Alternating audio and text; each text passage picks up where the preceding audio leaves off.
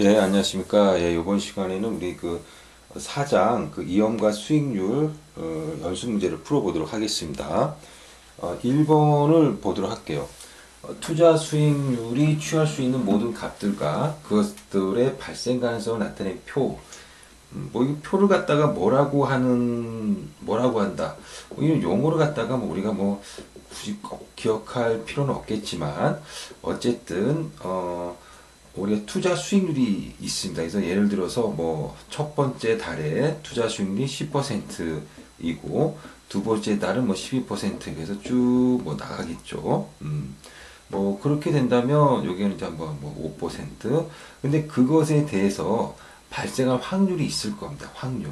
뭐 확률이 예를 들어 10% 달성할 확률은 0.3, 즉 30%다. 그다음에 뭐 요거는 20%다. 뭐 등등등. 그다음에 요건 뭐 1.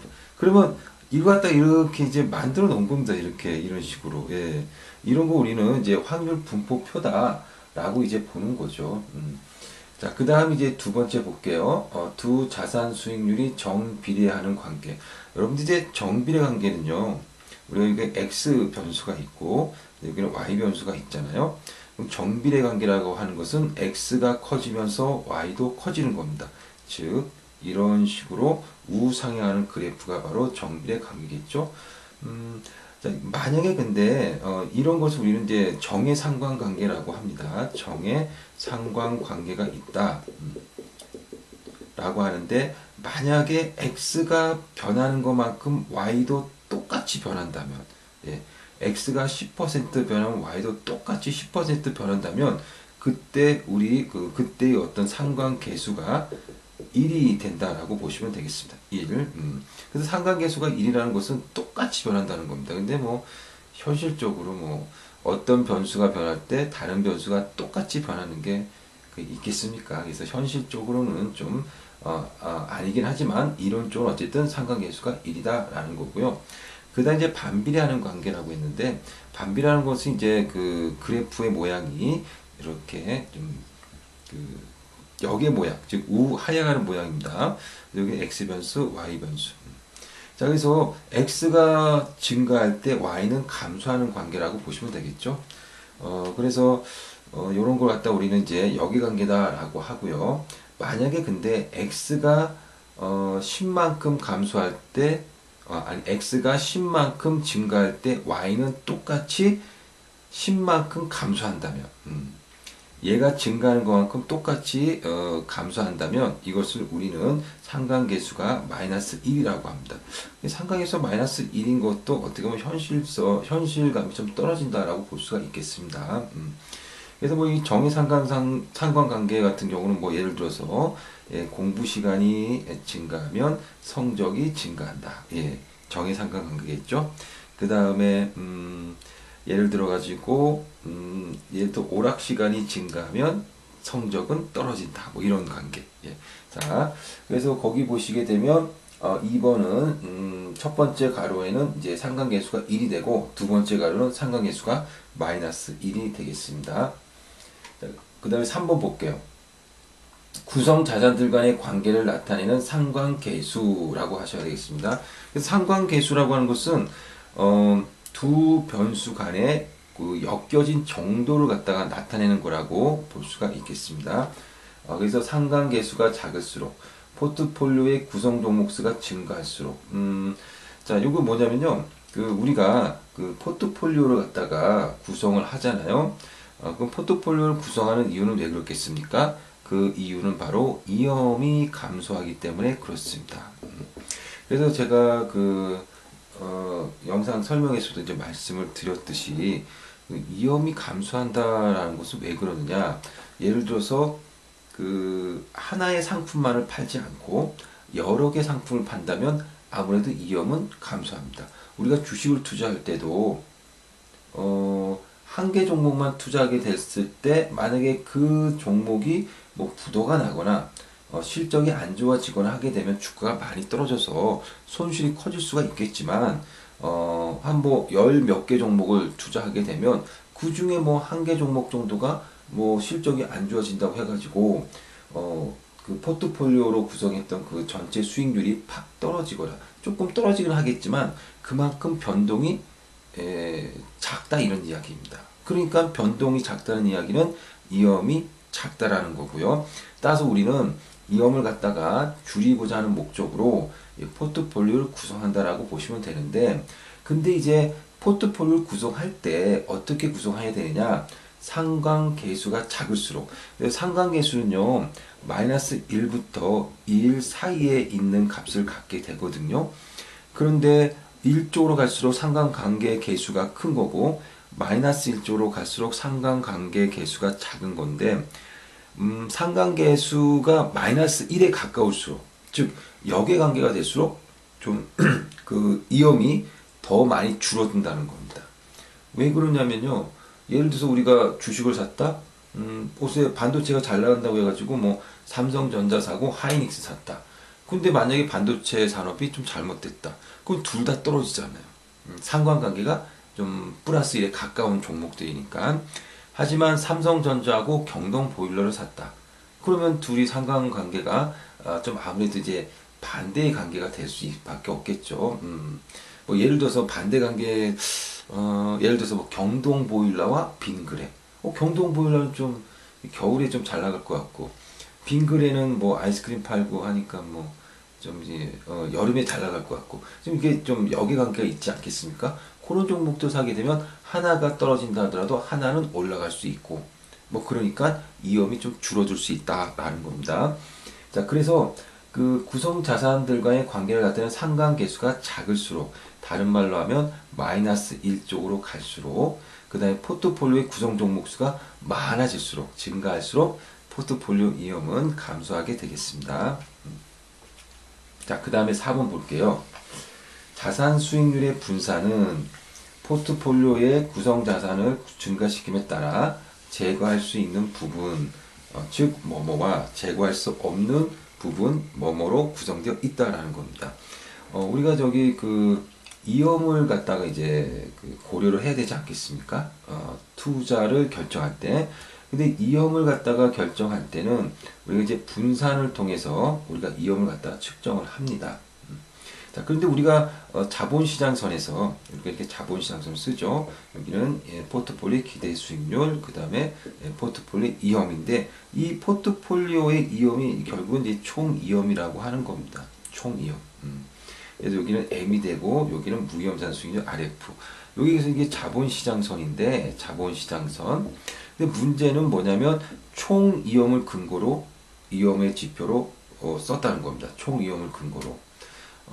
그게 문제가 있다는 거죠. 왜냐하면 총위험은요, 비체계적 위험과 체계적 위험으로 나누는데, 이 비체계적 위험이라고 하는 것은요, 개별 자산에 따른 위험입니다. 개별 위험입니다. 개별 위험.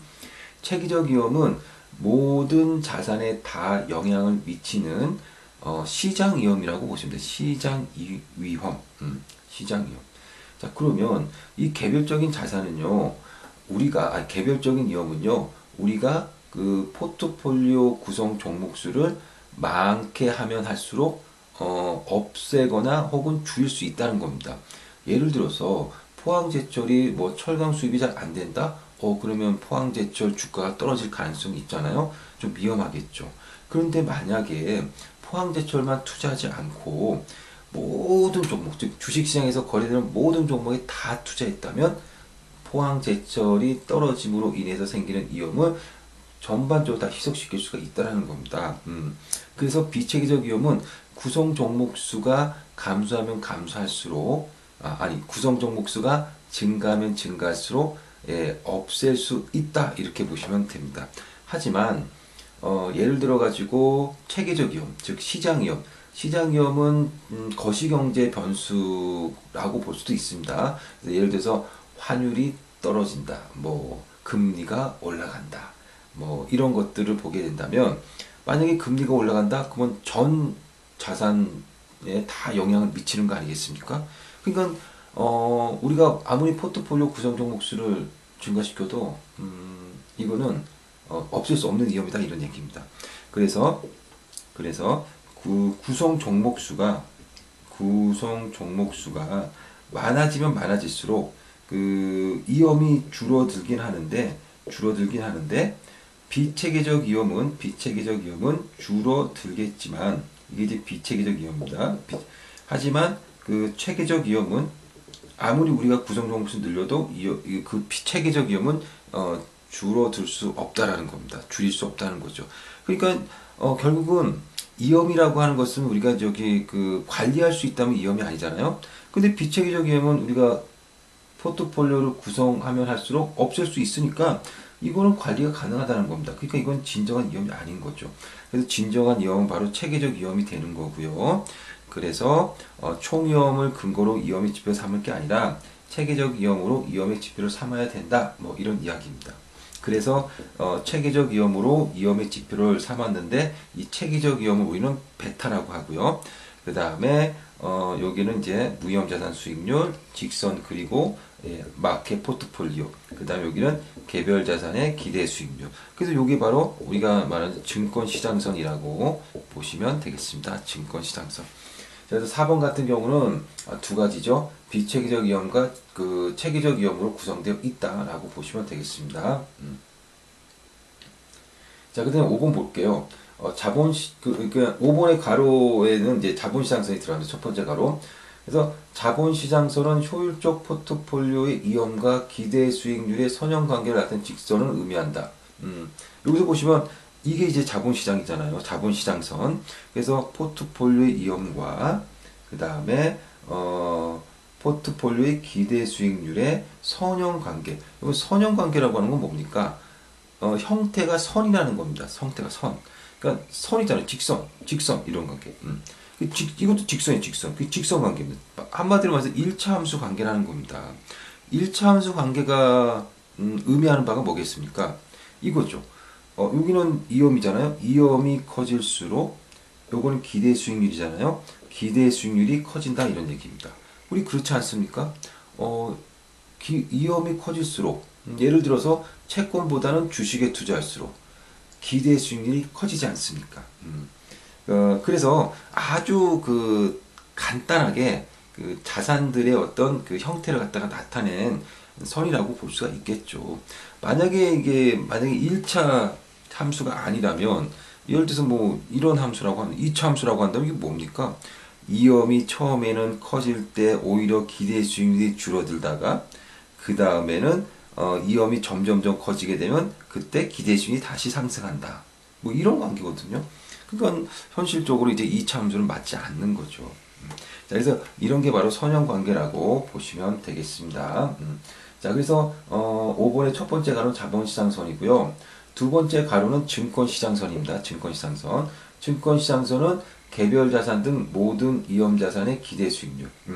그래서 개별 자산이 그게 I가 바로 개별이라는 어떤 뜻을 가지고 있습니다. 그래서 개별 자산의 기대 수익률과 그 다음에 베타는 체계적 위험이죠. 체계적 위험과의 관계를 나타내는 게 바로 증권시장선이다 라고 보시면 되겠습니다. 자, 6번 볼게요. 베타 계수가 1보다 큰 주식을 공격적 주식이라고 합니다. 1보다 작은 주식을 방어적 주식이라고 합니다. 여러분들 우리가 여기 베타가 나오는데 이 베타는요 체계적 위험을 나타내는 겁니다. 체계적 위험.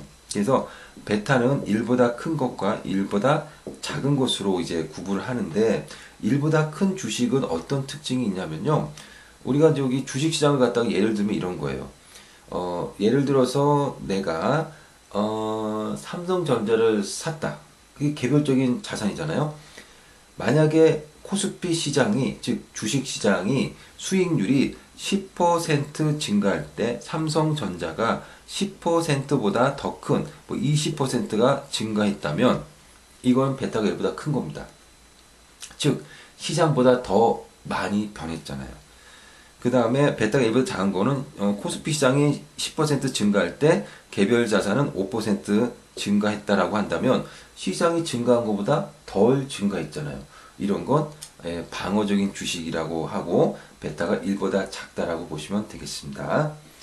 자, 7번. 다음의 증권들 중 수익률이 가장 낮을 것으로 기대되는 거 여러분들 가장 안전한 걸 고르시면 됩니다. 왜냐하면 우리 여기 보셨듯이 위험이 커질수록 수익률은 증가하거든요. 따라서 수익률이 낮다는 것은 그만큼 위험이 작다라는 겁니다. 그만큼 안정적인 거죠. 그래서 7번의 답이 뭐겠습니까? 답은 국공채가 되겠죠. 나라가 발행한 채권이니까 굉장히 안전하죠. 예. 자, 8번. 투자안의 위험을 나타내는 척도로서 가장 적합한 것은 그랬습니다. 위험을 나타내는 척도는 뭡니까? 여기 나와 있네요. 위험은 분산으로 측정한다고 그랬죠. 분산에다가 누트 씌운 것이 바로 표준 편차입니다. 표준 편차. 예.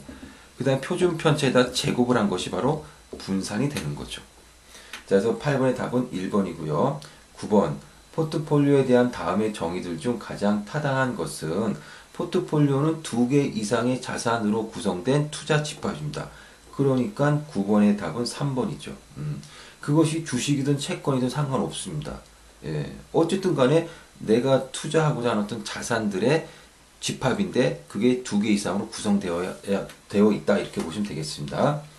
자, 그 다음에 포트폴리오들 중 이원 분산 효과가 가장 크게 나타나는 것은 여러분 이원 분산 효과라고 하는 것은요. 그 이염이 줄어드는 거죠. 예, 분산은 이게 나누는 거잖아요.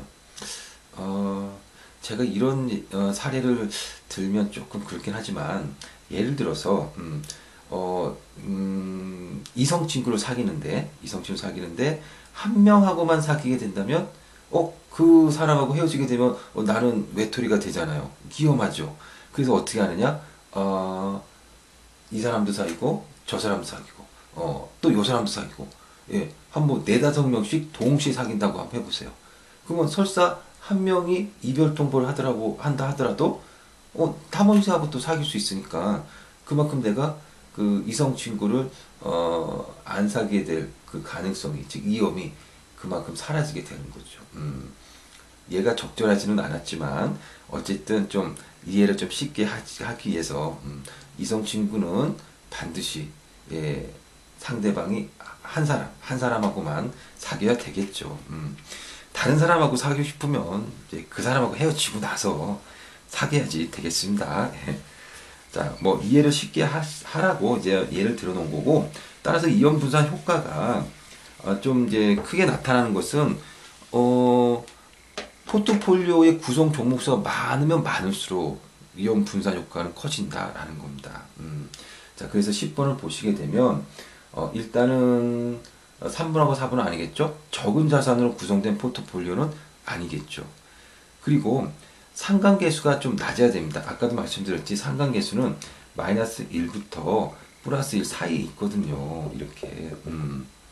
그러니까 상관관계 계수가 작은 것은 마이너스 1조로 가는 겁니다. 마이너스 1조로 갈수록 숫자가 작아지잖아요.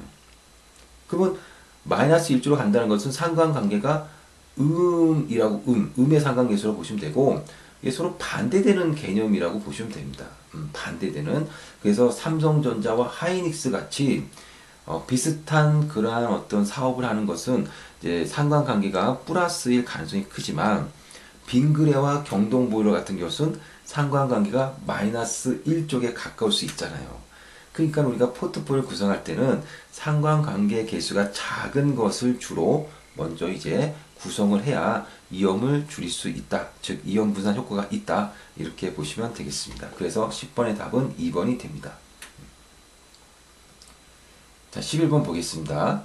자, 무위험 이자율이 8%이며 시장 수익률이 10%일 때 베타가 1.5인 주식. 이거는 우리가 그 증권시장선을 그렸잖아요. 체계적 이용 베타, 개별 자산의 기대 수익률, 그 다음에 무위험 자산 수익률, 그 다음에 직선, 그리고 마켓 포트폴리오. 이 마켓 포트폴리오는요, 시장에 거래가 되고 있는 모든 자산에 다 분산 투자한 그러한 포트폴리오를 말합니다. 쉽게 예를 들면 주식시장에 코스피 시장에 700개 종목 정도가 거래가 되고 있는데 이 700개에 다 투자하는 겁니다. 시가총액별로 다 투자하는 거죠. 이런 포트폴리오를 구성하게 되잖아요. 그러면은 시장하고 똑같이 움직입니다. 예. 그러니까는 그 비체계적 위험은 이제 사라지는 거라고 볼 수가 있겠죠. 자, 어쨌든 이것을 갖다가 이제 직선으로 그려지니까 직선의 식을 우리가 구할 수 있겠죠. 직선의 식은 바로 이렇게 구합니다. ERI는 RF 플러스 그 다음에 시장의 기대 수익률 ERM 빼기 무위험 자산 수익률에다가 체계적 위험 체계적인 베타를 곱한 겁니다. 그래서 이게 바로 이제 증권시장선을 나타내는 식이고요. 여기다가 이제 그대로 대입하시면 됩니다. 자, 그래서 무형이자율이 8%라고요. 8%가 0.08 플러스 그 다음에 시장 수익률 2RM 10%니까 0.1 빼기 무형자산 수익률 0.08 베타가 얼마입니까? 베타가 1.5 베타가 2.5니까 1.5 요거 계산하면 되는 거죠. 계산하면 되죠. 계산했더니 얼마가 나오냐면 아마 0.11이 나올 겁니다. 그래서 개별 자산의 기대 수익률은 11%다.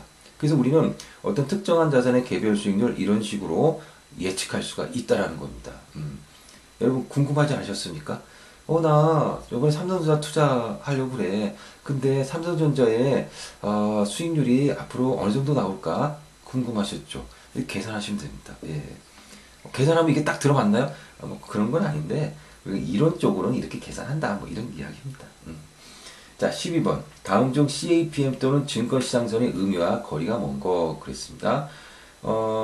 이 CAPM이라고 하는 것은 바로 이 식을 나타내는 거고요. 그 다음에 이 그래프를 나타내는 것이 바로 CAPM, 캐피탈, 에셋, 프라이싱, 모델 해가지고 자본, 자산, 가격 모델입니다.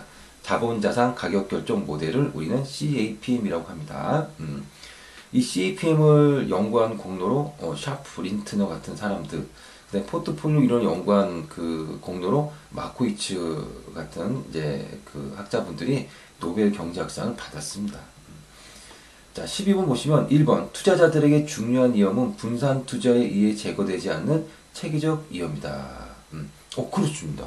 왜냐하면 비체계적 위험은 포트폴리오를 구성하면 구성할수록 없앨 수 있잖아요. 계속해서 포트폴리오 구성 종목수가 늘어날수록 그 비체계적 위험은 점점 줄어들고 모든 자산에 투자하는 순간 비체계적 위험은 사라집니다. 예.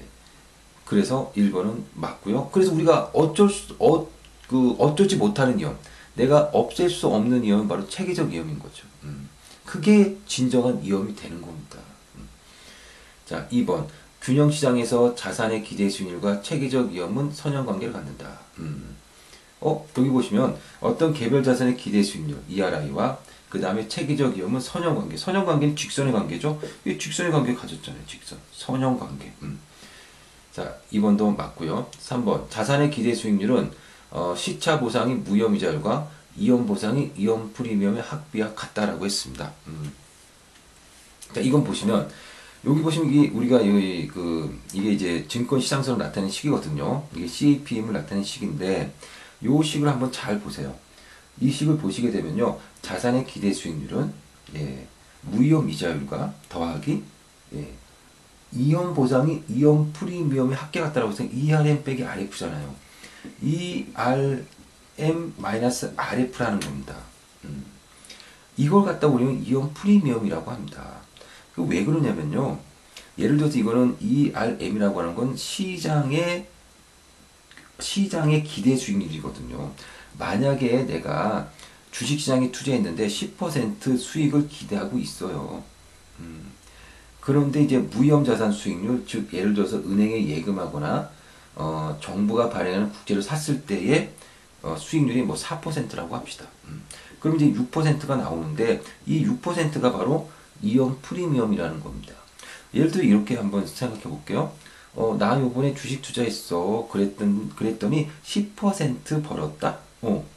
근데 10%를 벌었다고 하지만 주식에 투자해서 10% 번 것이라고 하기보다는 주식에 투자하지 않았어도 우리는 예금을 했을 거고 예금하게 되면 4%는 벌었을 거 아니에요. 그래서 4%는 뺀 주식에 투자함으로 인해 가지고 순수하게 주식으로 인해 가지고 벌어들인 것은 은행에 예금했으면 받았을 4%를 뺀 6%라는 겁니다. 그래서 6%가 이연 프리미엄인 거죠. 주식에 투자하면 이연이 있잖아요. 그 이연을 감수하면서 주식을 투자했잖아요. 그러므로 인해 가지고 얻어진 수익률이라고 하는 겁니다. 그게 이연 프리미엄인 거죠. 그래서 3번도 맞는 이야기입니다. 4번. 어떠한 경우에도 과소 또는 가대평가된 증권은 존재할 수 없다. 어떠한 경우라고 했지만은 그렇지 않습니다. 예. 우리가 저기 증권시장선 그리고요. 이렇게 여기 베타, 여기는 ERI. 그리고 모든 자산은 증권시장선에 위치하게 됩니다. 모든 자산은 증권시장에 위치해야 되는데 간혹 가다가 증권시장선 위에 위치하는 사람이 위에 위치하는 그런 자산이 있고 증권시장선 아래에 위치하는 자산이 있는데 요거는 이제 과소평가된 거고요. 그냥 저평가된 거, 저평가. 요거는 과대평가된 겁니다. 고평가.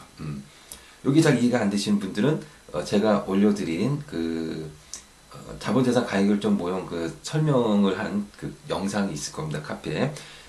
그걸 이제 보시면 되겠습니다. 자, 그래서 요거 갖다가 이제 그 보시면 과대평가된 것은요. 결국은 일시적으로는 과대평가됐지만 결국은 주가가 떨어져서 기대 수준이 주가가 떨어져서 기대 수준이 높아지고 따라서 증권시장 선상에 위치하게 되겠고 과소평가된 즉 저평가된 것은 결국 주가가 올라서 주가가 오른다는 이야기는 기대 수준이 낮아져서 결국은 증권시장 선상에 위치하게 된다는 겁니다. 그래서 일시적으로는 증권시장선에 위치하지 않을 수는 있지만 궁극적으로는 다 증권시장선에 위치하게 된다라는 겁니다. 근데 4번 같은 경우 증권시장선에 위치하긴 하겠지만 뭐 어떠한 경우에도 그럴 수는 없다라고 했으니까 이 말이 틀린 거죠. 예. 일시적으로는 이럴 수는 있습니다. 일시적으로는 이럴 수 있는데 결국은 다 증권시장선에 위치하게 된다라고 보시면 되겠죠. 그래서 이거 갖다 우리는 차익거래라고 하고요. 차익거래에 의해서 다시 증권시장선으로 돌아온다 이렇게 보시면 되겠습니다. 자, 그래서 12번의 답은 4번이 되겠습니다. 자, 이렇게 해서 우리가 이제 12번까지 사장을 다 풀어봤습니다. 여러분 수고하셨습니다.